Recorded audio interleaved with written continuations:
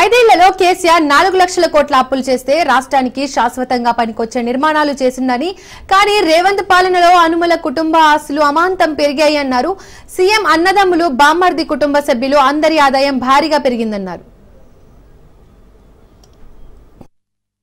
కేసీఆర్ గారేమో అప్పు చేస్తే 4,17,000 కోట్లు 10 ఏళ్లలో, సంవత్సరానికి 41,000 కోట్లు అప్పు చేస్తే కేసీఆర్ గారు ఏం చేసిండ్రు?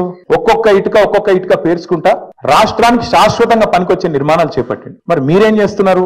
మరి నేను ఇంకొక మాట అడుగుతున్నా, ప్రజలన్నీ గమనిస్తున్నారు. రాష్ట్రమేమో దివాలా తీసిందంటావు, రాష్ట్రం దివాలా తీసిందని దివానా మాటలు మాట్లాడతావు. మరి మీ కుటుంబం ఆస్తులు ఎట్లా పెరుగుతున్నాయి? అనుముల రేవంత్ రెడ్డి గారి కుటుంబం ఆస్తులు ఎట్లా పెరుగుతున్నాయి? నువ్వు అదన్నా చెప్పు సీక్రెట్ మాకు. మీరు ముఖ్యమంత్రి కాగానే మీ అనుముల ఫార్ములా సీక్రెట్ సాస్ ఏదైతుందో అదే మా ప్రభుత్వానికి మొత్తం ప్రజలకు కూడా చెప్తే మంచిది కదా.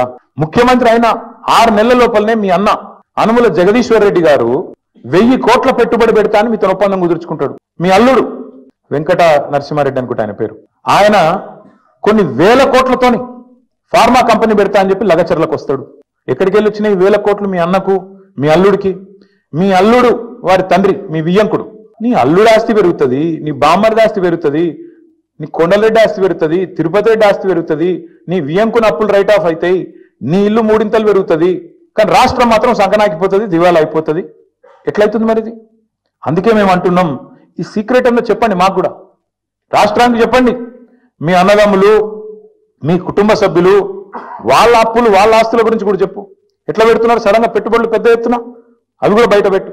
తెలంగాణ ఆస్తులు తగ్గుతున్నాయి ఎట్లా, అనుముల కుటుంబం ఆస్తులు పెరుగుతున్నాయి ఎట్లా ఖచ్చితంగా చెప్పాలి.